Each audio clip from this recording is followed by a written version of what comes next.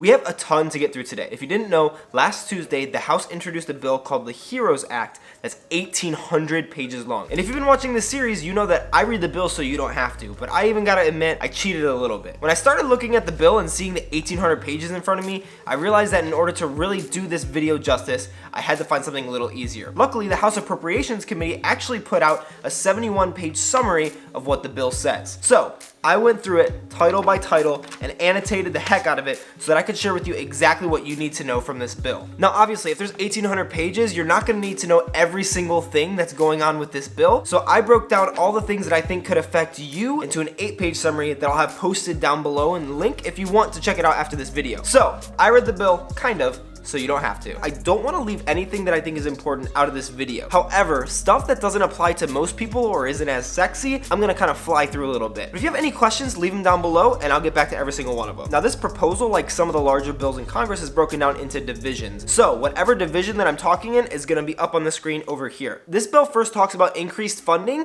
for food assistance programs. That's SNAP, WIC, and TFAP. SNAP is assistance for lower income families, WIC is specific to lower income pregnant women, and TFAP is for food banks. This division also provides funding to the Department of Commerce as well as the Inspector General to oversee how the CARES Act funds are utilized, as well as this act. Next, it talks about relief payments to state governments, local government, tribal territories, territories of the United States, as well as Washington, D.C. This is to make sure that they can keep functioning and don't go bankrupt. And then another important but not super sexy note is that it also provides funding to the IRS so that it can continue to make these stimulus payments and have the infrastructure to be able to do so, as the CARES Act payments are still being paid, as well as new stimulus payments that are going to come in this bill in a few minutes. And then if you're a small business owner, this is going to be great for you because there's going to be $10 billion more in funding if this gets passed for Small Business Association grants, which is basically free money given out to small business owners. Similar to how we saw the infrastructure for the IRS be propped up, there's also funding for states to continue with the increased unemployment claims. That way, if you're someone who's been waiting for unemployment for a while, hopefully they'll be able to have the staffing to be able to get your checks to you.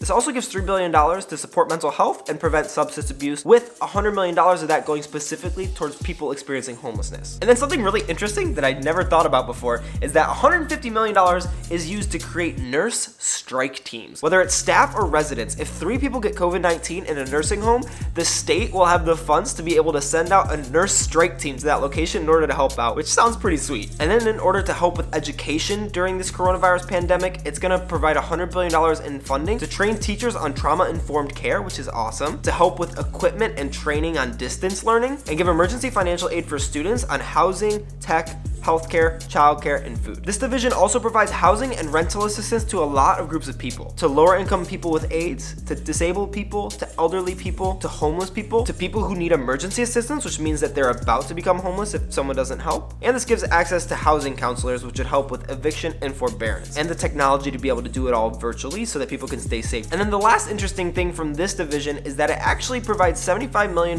for extra janitorial work in air traffic control towers, as well as hazard pay for those janitors who are performing that work. Next, let's get into the new stimulus payments. So I know that a lot of people have been talking about the new stimulus payments that are going to be in this bill. However, not a lot of people have talked about how this bill will change the stimulus payments that have already been passed. If you watched my first video on stimulus checks, you know that there are 3 people left out of that payment: dependents over the age of 16, people without social security numbers, as well as people who are behind on their child support payments. This bill retroactively changes all of that. It amends it so that the $500 credit for dependents is allowed for all dependents. It also allows residents of the United States with a TIN, which is a tax ID number, to get that stimulus payment even if they don't have a social security number. And finally, it allows for people who were behind on child support to get stimulus check payments. And if this bill gets passed and you would have gotten a higher benefit during the last payment, the Department of the Treasury is actually going to send you out another check that is just with the difference of that. Let's say you filed your taxes and you had an 18-year-old dependent. That means you wouldn't have gotten the $500 dependent credit on the last check. However, if this bill gets passed, you'll get sent a separate $500 payment just for that dependent.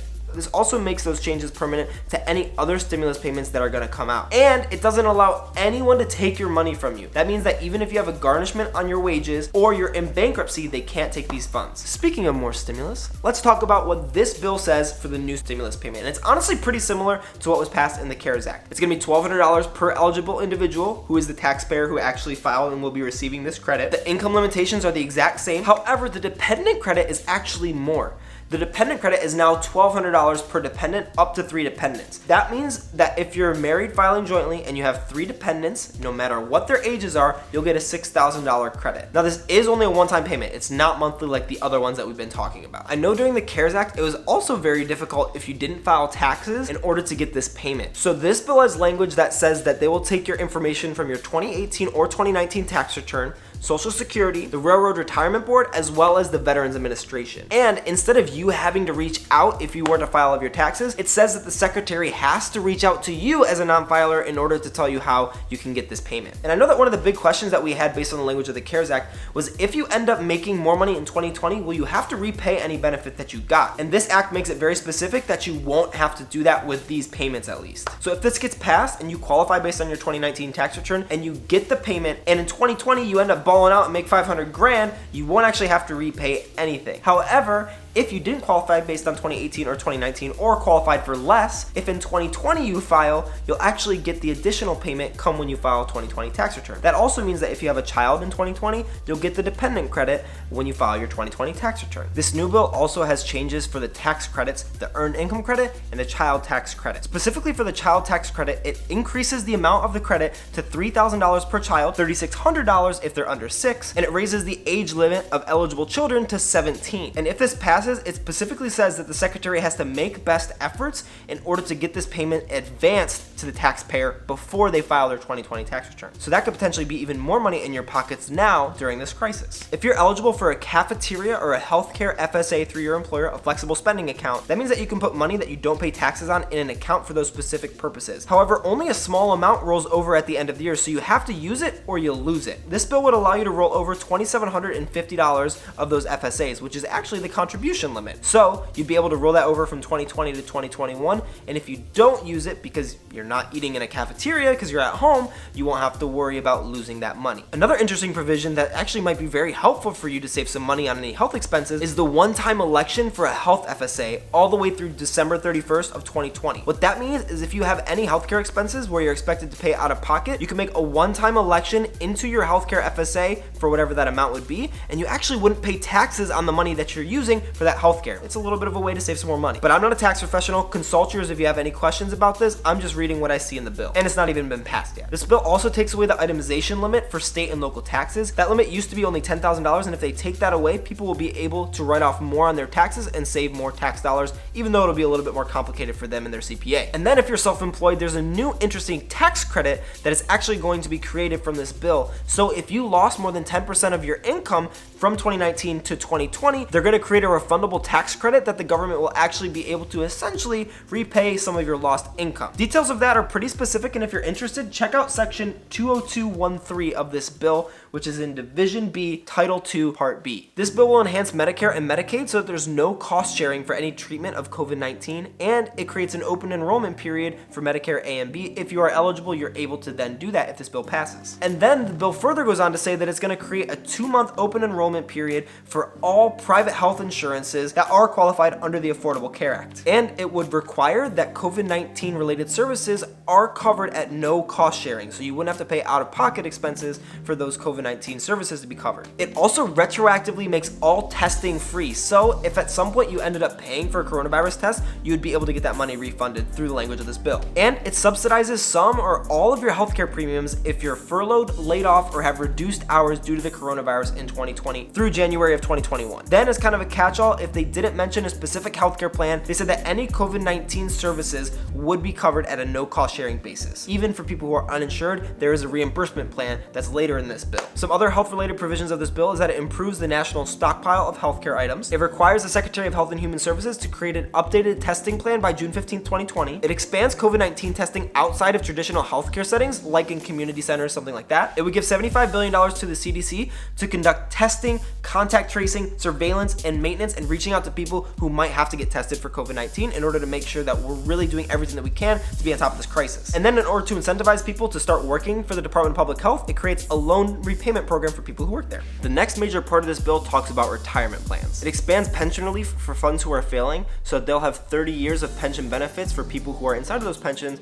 because as the bill says, by stabilizing these pensions, the Special Partition Relief Program will protect retirees who worked for decades to earn their benefits. Then if a pension plan actually does become insolvent, this bill would guarantee up to $12,870 per year for pensioners. For 401ks, this bill removed the requirement for required minimum distributions, or RMDs, for 2019 and 2020. If you're following carefully, you know that RMDs for 2020 are already waived by the CARES Act. However, this allows for rollovers back into your IRAs and 401ks if you've already taken RMDs during 2019 or 2020. That way you can have more invested if you don't actually need to take out the money. Interestingly, squeezed into this part of the bill is where it gives grants to assist low-income women to get out of domestic violence situations by helping them get domestic restitution orders. And then something very important for a lot of people right now is that it expands the unemployment benefits. You probably already know, but there's an extra $600 per week provided under the CARES Act for unemployment up to 13 weeks. This bill would extend that benefit for a lot more weeks, all the way up to January 31st of 2021. Now, obviously these payments will be taxed. However, they won't be used to determine eligibility for federally funded programs, even though the regular state unemployment might be used for that. One of the next divisions of this bill provides funding for farmers as well as food supply chains so that they don't go bankrupt and we can continue to eat the food that we want out of our grocery stores. Then some other minor important issues is that it establishes more oversight for all of the spending done in this bill. It provides funding for the census due to delays from COVID-19, and it requires that federal workers who are able to telecommute have the option to do so during this pandemic. Something that's really interesting is that this bill would require the Bureau of Economic Analysis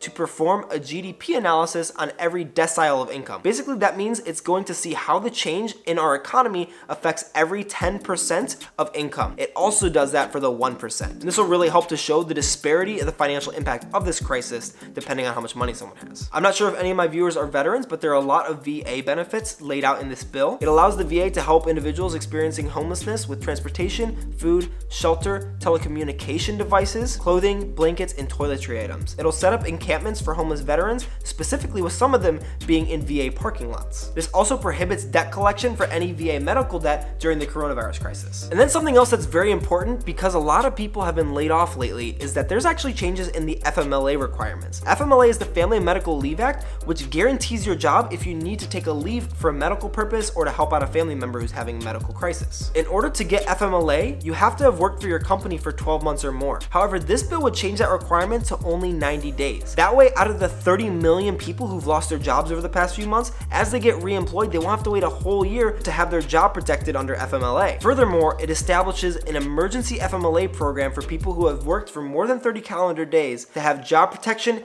and paid leave. In order to be eligible for this, you have to have one of these following conditions. You have to have the COVID-19 virus and be self-isolating because of it. You have to take this leave for testing or to care for symptoms that are COVID-19 like. You have to care for someone who is self-isolating because of the coronavirus. You have to be caring for a child whose school or daycare was closed because of the coronavirus. Or you have to be caring for an elderly or disabled family member whose normal care is not available because of the COVID-19 crisis. Also, you do have more protections under this if this gets passed. Employers can't force you to take accrued vacation or sick time before you use any of this time. This doesn't take away from your 12 weeks of normal FMLA that you would receive non-paid, and your employer can't ask for supporting documentation for this leave until 5 weeks after you've taken this leave. That way, if there's a crisis going on, you don't have to compound your stress by having to give documents to your employer. Another important provision of this bill for consumers is that it makes price gouging illegal. The exact language is unconscionably excessive prices cannot be had on consumer goods and services. Another interesting benefit of this that can kind of just be glazed over is that there's a $50 benefit in households where someone's been laid off or furloughed. This benefit is for monthly internet service during the COVID-19 crisis, and that actually goes up to $75 if you're on tribal land. The way this works is your internet provider would actually lower your bill and then request repayment from the FCC. Furthermore, on internet, this bill would prohibit internet and telephone providers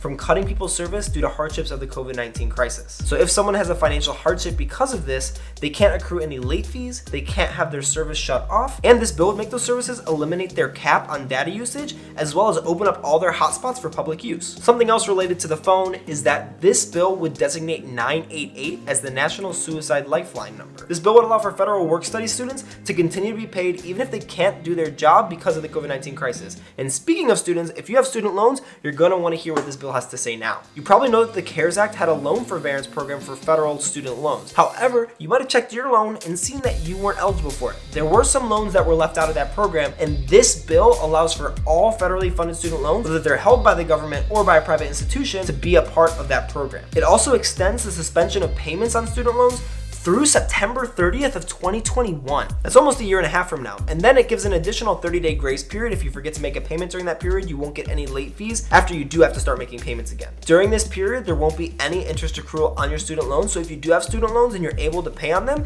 it'll actually be better for you because you'll be paying way more principal. And it says that the no interest accrual will go on until September 30th, 2021, or until the economy shows initial signs of recovery, whichever is longer. So if it takes longer for the economy to recover, that forbearance is going to be a little bit longer. And if that wasn't enough for student loans, they actually expanded the student loan forgiveness program for healthcare workers who aren't directly working right now at one of the hospitals who allows for student loan forgiveness. And then it actually gives full student loan relief to people who went to a school that the Department of Education found out had either misrepresented or straight up lied about their job placement. So if they said that 95% of their students would get a job leaving out of this major and only 60% did, then you would have full student loan relief from that university. This is also if they misrepresented credit transferability. The way that would work is if this bill gets passed, 30 days after that, the Secretary of Education would have to reach out to you to let you know that you're eligible. 45 days later, the full payment will be repaid. And 60 days later, if you had any adverse credit history because of these loans, that'll be taken off your credit report. But don't worry, the government doesn't want to foot the bill for this. If this happens, they're going to go after those colleges hard and get their money back. Oh, also, this benefit doesn't have any taxes either. Then this bill requires contingency plans for federal elections every 5 years and for states to create one. And then it requires a couple new things in terms of voting that I'll touch on real briefly. There will be a 15-day early voting period before election day starting November 2020, and the vote by mail option would have to be allowed for everybody with no extra questions asked by November of 2020. So you know this is called the HEROES Act, right? And we haven't even gotten to the HERO Fund until the very end of the bill. But this is a great provision for you if you are an essential worker. So the HERO Fund would give essential workers in 33 different categories $13 per hour of premium pay on top of their normal pay. Now this benefit would be up to $10,000 per individual, but only $5,000 if you make $200,000 or more. And the period of eligibility for this would be from January 27, 2020, all the way through the end of the coronavirus crisis. The very last day is what the bill says. So if you take a job later down the road in one of these essential areas, you'll actually be eligible for this pay starting on when you work there. And if you work there from January 27th to like early April, you'll be eligible for this pay as well, retroactively. And there is an unfortunate section in here that says if an essential worker contracts COVID-19 and passes away, this benefit would be passed on to their next of kin as a lump sum payment. But how does this actually work? So the government's not just going to directly put $13 per hour on your paycheck. Your employer is going to apply for a grant that will be given to them, and then they'll take that money and give that benefit to you. But what if you're thinking, my employer sucks, they would never do this? Well, they probably have some good reason to do so. Because if they don't do this, they're going to be considered failing to comply with fair labor standards and overtime rules. And that is not good for a corporation who wants to keep their status. And like we talked about with a lot of the rest of the bill, income from pandemic premium payments won't be counted as income for federally funded programs, but you still have to pay taxes on it. Will this bill get passed? We'll see. I think it will get passed through the House of Representatives, and right now it's 9 p.m. on Friday, and they said that they were supposed to vote on it tonight. If they do end up voting on it before I post this video, I'll definitely let you guys know right here. So as you can see, I'm editing right now, and I just found out that the House passed the bill for the stimulus package. However, they did make one amendment. They changed the qualifications for student loan forgiveness to only include those who were already in a hardship before March 12th, 2020, which is just before the economic downturn really started to happen. So you either had to be delinquent or in default on your loan, have a $0 income repayment based plan, or be an economic hardship forbearance. If you're any of those three, you would still qualify for the $10,000 forgiveness, but nobody else will, unfortunately. This upset a lot of people. However, it did take about $250 billion off the cost of this bill, so it's now less than $3 trillion. But it passed, and now it's onto the Senate, where it's very unlikely that it'll actually get passed there. It has a really difficult chance of getting through the Senate because people there have basically said it's not going to get passed through the Senate. However, there is still a chance for more stimulus because Mitch McConnell, who's a Senate Majority Leader, said that he's intrigued by the idea of another stimulus package. It likely won't be this one, however, it might be something similar to the Emergency Money for the People Act or the Monthly Economic Crisis Support Act. And if you're interested in learning more about either of those, click those videos there. Subscribe to my channel down below. It would mean a lot to me. And if you like this video, that would be great for the YouTube algorithm.